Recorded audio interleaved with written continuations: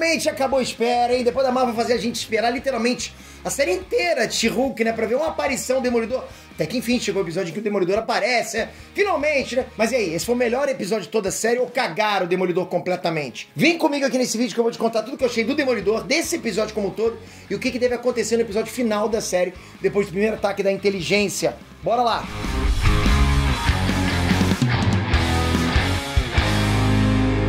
Quem me acompanha já sabe que minha vida mudou por causa do mundo digital. Quem me acompanha sabe disso. Tudo começou lá atrás, quando eu virei programador. Pois é, eu sou programador. Na época já era bom, mas agora, galera, o ramo da programação é onde as grandes oportunidades estão. Imagina você multiplicar a tua renda de hoje 2, 3, 10 vezes mais e resolver sua vida e da sua família? Pois é, então bora se preparar para isso. Pega essa dica, a formação Full Stack da Dunk Code. São mais de 2.500 aulas que vão te dar todas as competências que o mercado está procurando. E mais além, né? Você vai ter uma formação completa, com habilidade que poucos profissionais no Brasil têm. É pra chegar por cima mesmo, tirando onda. Com o Full Stack da Dunk Code, você estuda em casa, no seu tempo, e você vai aprender a desenvolver qualquer site, sistema, app, com os cursos front-end, desenvolvimento e infraestrutura web, desenvolvimento e design de apps, Java, WordPress, web design, PHP, Jedi, bancos de dados, hacker ético e várias outras skills para turbinar você dentro do mercado. Inglês para programadores, marketing digital, lógica de programação, agência web, produtividade. Ah, e detalhe, tá? Esse é o único treinamento do Brasil que ensina desenvolvimento blockchain, ou seja, criação de criptomoedas. Enfim, é uma enxurrada de conteúdos top, com material incluso, inclusive. As aulas são práticas, online e ao vivo, e com atualizações constantes. O teu acesso vai ser vitalício e você vai ter certificados válidos de verdade. E o preço tá absurdo de tão acessível. Além disso, você pode parcelar em até 12 vezes, tá? É para te ajudar a mudar de vida a partir de hoje. Vem aqui no link da descrição para você olhar a lista completa de tudo que você tem a ganhar com o pacote Full Stack da Dunk Code. Hey, Netrantes, Peter aqui. Assim, galera, antes de tudo eu vou falar uma coisa pra vocês. A sensação que eu tive vendo esse episódio 8 de She-Hulk foi que eu tava vendo outra série. Parece até que o roteiro e a direção mudaram de mão. Tipo, caramba, é outra coisa completamente diferente. A série mudou totalmente a pegada. Deu pra ver que subiu de qualidade, diálogos melhoraram em 300%. Sem brincadeira, tô falando sério. Esse episódio sozinho é melhor que a série inteira. Tipo, eu poderia descartar completamente a série e só assistir esse episódio. Mas foi o que eu já tava prevendo aqui no canal com vocês, né? Quem viu minha análise do episódio 7 sabe que eu já tinha previsto que ia rolar isso, né? De nos episódios finais, a série finalmente iria virar uma série de super-herói. Tava esperando, precisava, né? Afinal, deveria ser uma série de super-herói. Porque antes disso, a gente tava assistindo, porra, um monte de filler. A série inteira é um filler feminista com casos jurídicos chatíssimos, sem pé nem cabeça. Não tem o que discutir, era filler. Gostosinho de assistir, beleza, você pode achar, mas era filler. Roteiro, diálogos, situações mega forçadas e sem sentido, pra quê? Só pra passar uma mensagem ideológica que acabava tendo efeito reverso, que eles queriam justamente pela forçada de situação, concorda?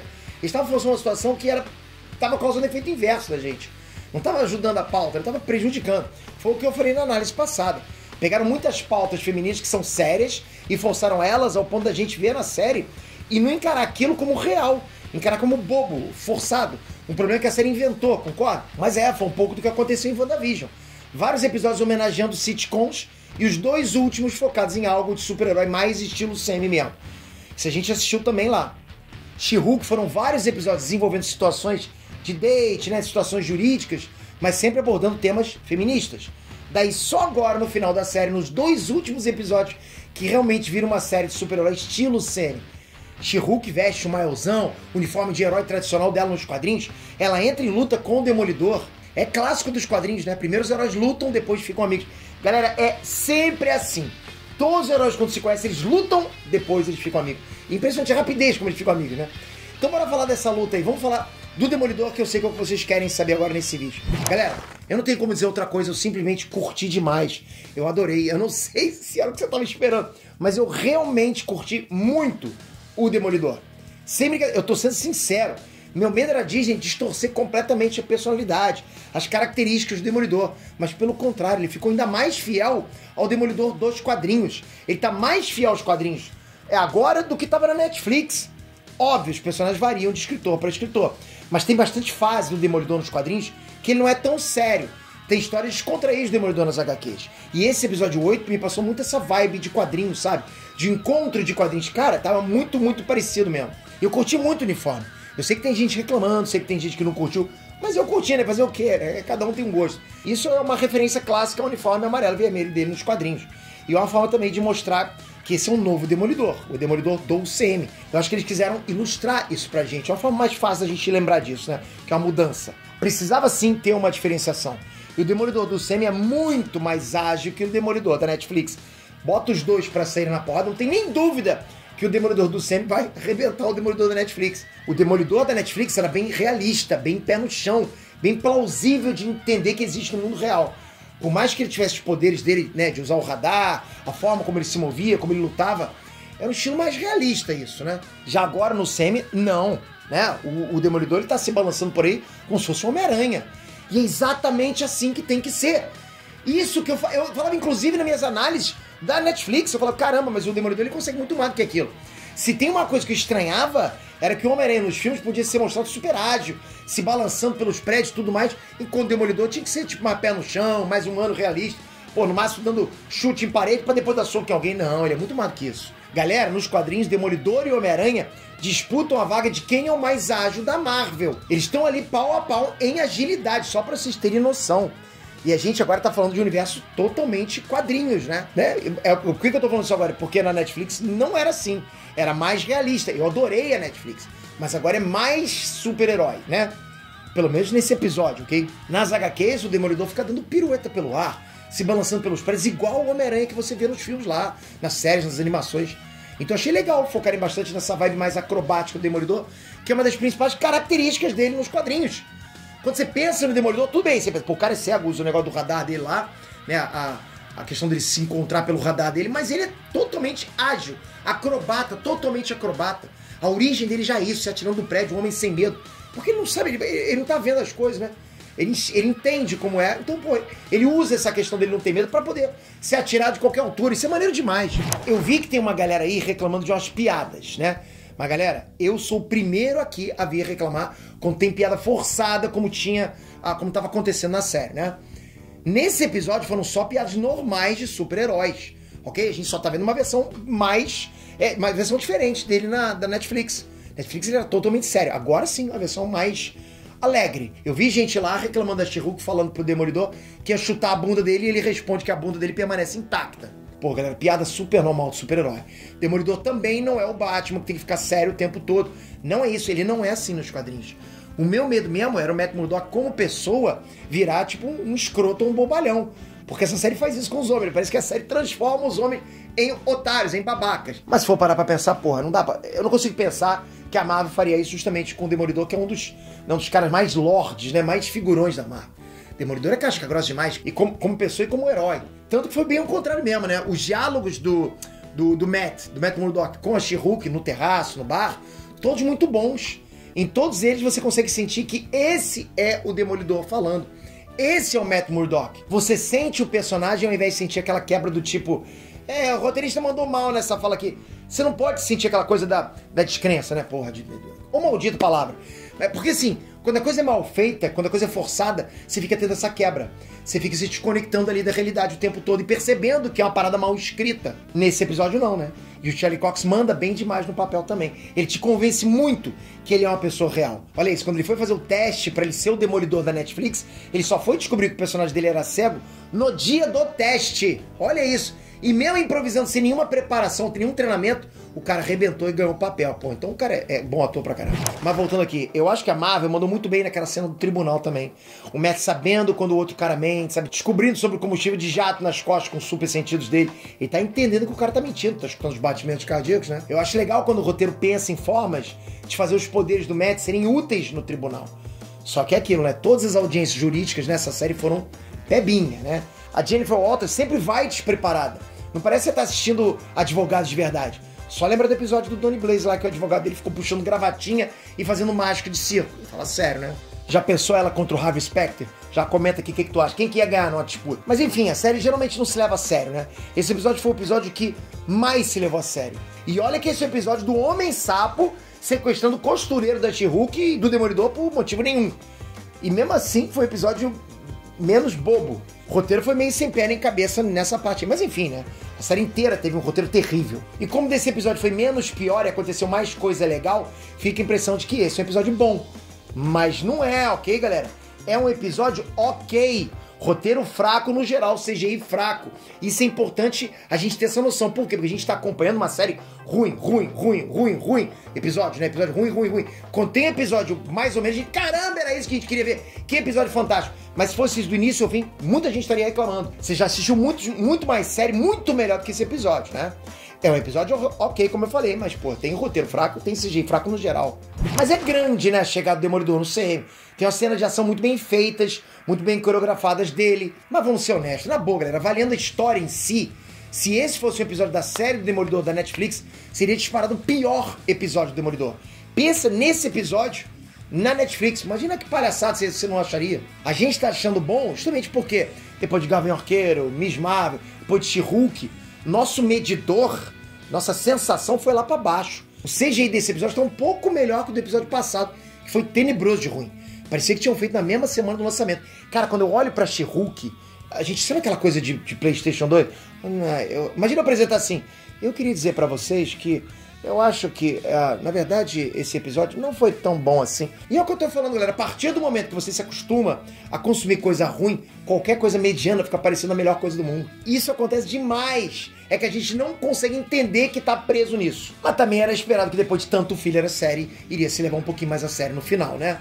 Mostrar ação, mostrar mais entretenimento.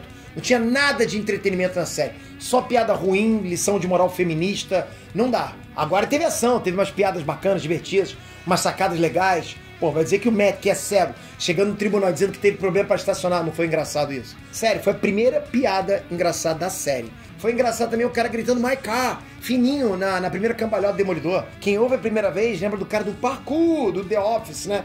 Eu tenho certeza que aquilo ali foi uma referência intencional, não tem como não ser. E assim, realmente, eu ri de sair risada da minha boca quando o cara veio com um taco de beisebol, né? Com um bastão nas costas da She-Hulk, tá! Aí só pá, e ficou olhando pra... Aquilo foi bom, aquilo eu ri. E esse foi um episódio que teve consequências, né? She-Hulk conhecendo o Demolidor, conversas legais, mais profundas entre eles, os dois desenvolvendo um lance ali, indo pra cama juntos. Foi engraçado ver o Demolidor voltando pra casa descalço. Teve umas cenas divertidas. Porra, na boa, galera, tem que aceitar agora. Teve a festa de gala da advocacia lá, que teve o plot twist da inteligência atacando a reputação da She-Hulk. Então, finalmente tá acontecendo alguma coisa nessa série. Finally, não é? Esse final, inclusive, tem umas mensagens, né? Não sei se percebeu. Tem uma crítica sobre premiações femininas. Tipo, se homem e mulher são iguais, por que você tem que premiar separado? Melhor advogado e melhor advogada. Se fosse esporte, beleza, faz sentido porque é algo físico. Mas advogado, né, faz sentido essa mensagem. Tanto que a série debocha da pergunta. Como é que é ser uma advogada mulher? É a mesma coisa, a mesma profissão, pô. Fala sério. A série tenta passar essa ideia com a cena da premiação. Em seguida a gente vê a Jennifer ficar verde de raiva porque a inteligência divulgou tudo que estava no celular dela lá no telão. Imagina todo mundo do seu trabalho, seus colegas de profissão, seu chefe geral. Pô, seus pais já estavam ali na frente da tua família. Todo mundo ali vendo tudo de privado que tem no teu celular. É um momento constrangedor. Se pega meu celular, eu vejo eu cantando em frente ao espelho. Fuscão preto, porra. Ia ser complicado pra mim. E a série aproveita pra abordar outro tema, que é um tema que realmente existe nos quadrinhos da She-Hulk. A gente sabe que rola aquele lance de quando um cara fica com muitas mulheres, ele é conhecido como pegador. Já quando uma mulher fica com muitos caras, né, ela provavelmente vai ser chamada de vadia, rodada, coisa desse tipo. A gente sabe que é assim que boa parte da sociedade pensa. Então a She-Hulk nos quadrinhos sempre foi pegadora. E sempre foi uma forma de passar essa mensagem de que ela pode ficar com quem ela tiver vontade de ficar sem se sentir culpada por isso, sem merecer ser humilhada ou chamada de vadia por isso. Isso é sacanagem, né? Então dá pra perceber que esse é o tema que a série tá tratando nesse expose da inteligência. Principalmente porque no telão, o foco é assim nos vários encontros que a Jen teve, no Tinder dela, nas conversas com os caras, na gravação lá do Chaka-Chaka, do Oba-Oba. E vamos lembrar que tudo isso só aconteceu graças ao Josh, que hackeou o celular da Jennifer no episódio passado. Falei pra vocês, aquele cara não presta, hein? Eu tô com muita raiva desses homens. Eu tinha até pensado que ele, o Josh, seria o Rei Hulk, né? Porque aquele site da inteligência é basicamente um Twitter. Da impressão que eu tive quando ele manda os emotes seringa é que ele tinha postado na timeline do site como Rei Hulk. Mas teve gente dizendo que aquilo era uma mensagem privada do Josh pro Rei Hulk. Eu acho que faz sentido também. Se for esse caso, o Rei Hulk ainda tá pra ser revelado no episódio final. Pode ser aquele esquisitão com fetiche em super-heróis. Ainda pode ser o líder também, né? Que nos quadrinhos é o principal vilão por trás da inteligência. Vamos lembrar também que o sangue do Bruce e da Jennifer sintetizam radiação gama de uma forma diferente. Por isso que o Bruce destruiu todas as amostras de sangue da prima dele. Só que atualmente na série a inteligência já tem uma amostra de sangue da Jen depois que o Josh roubou direto dela, né? Então ele já tem uma amostra de sangue. Agora a gente tem que ver quem é que vai virar Hulk no final. Eu apostei na Titânia voltando como Red She-Hulk, né? Aliás, a própria Jennifer Walters quebrando a quarta parede deu a entender que no final da série pode ter alguém como Hulk vermelho. Então vamos ver aí o que vai acontecer no final da série. O que a gente sabe é que o próximo episódio vai seguir a sequência direta daqueles malucos lá, daqueles agentes que parecem ser do controle de danos apontando armas tecnológicas pra She-Hulk. E assim, eu não faço ideia de como aqueles caras brotaram ali do nada. E tão rápido também. Mas é melhor não levar essa série tão a sério. Não dá pra gente pensar que vai ter explicação pra tudo. Não dá nem pra gente ficar se perguntando muita coisa, senão a gente vai acabar, só reclamando, né? Tem que fazer aquilo que os fãs mais radicais da Marvel pedem. Não seja tão crítico, desliga o cérebro. Bota o cérebro de molho na pia pra assistir. Os fãs radicais têm que falar isso, meu. E tão certos, né? Eu só sei que se essa série continuar nessa pegada do 8º episódio, dá pra gente ter um final legalzinho. Se continuar nesse ritmo, dá pra gente ter um final bacana. Fora isso, uma coisa que eu não curti, eu pessoalmente, foi a forma como a She-Hulk descobre a identidade do Demolidor. Isso não aconteceria nas histórias em quadrinhos, tá? Pô, Peter, mas ela não conseguiria arrancar a máscara? Conseguiria. Mas não é uma coisa que a gente costuma ver. E se é parar pra pensar, a gente nem viu preocupação no Matt Murdock com relação àquilo. Ele tava ali, no meio de uma praça, podia ter câmera, né? Várias câmeras filmando, ele tava ali mostrando a identidade dele pra todo mundo. Peter, mas ele tem sentido de radar, ele ia perceber. Pô, ele ia perceber que tinha câmera ligada? Pô, será que o cara é tão bom assim? Sei. E poderia ter gente olhando também nas janelas. Achei aquilo meio forçado. Enfim, não curti. Mas me falem vocês aí nos comentários, o que vocês acharam da chegada definitiva do Demolidor no CM? Não tem como dizer que o cara não tá casca grossa, né? Por um episódio ele conseguiu vencer um caso. Fez parkour insano. Mandou 20 malucos pro hospital. Pô, de quebra ainda fez lá um chaca-chaca, oba-oba com a protagonista da série. Fala sério, né, galera? Pra mim, fica a impressão que ele tá mais habilidoso e menos imponente que a versão dele da Netflix. Ele tá mais habilidoso que a versão dele da Netflix, mas ele tá menos imponente. Porque na Netflix também é aquela coisa mais séria, né? Tipo, um cara que não tem conversa. Agora eu tava percebendo que o cara tá mais feliz, né? Então, de repente, dá pra um bandido chegar a trocar uma ideia. Pô, será que não dá pra tu me liberar? Não. Então, essa é a impressão que passou. Um cara, não menos casca grossa, mas menos imponente. Mas, com certeza, esse cara tá mais habilidoso. Esse Demolidor vence o Demolidor da Netflix. Se a gente fizesse uma batalha mortal, pra mim, vence fácil.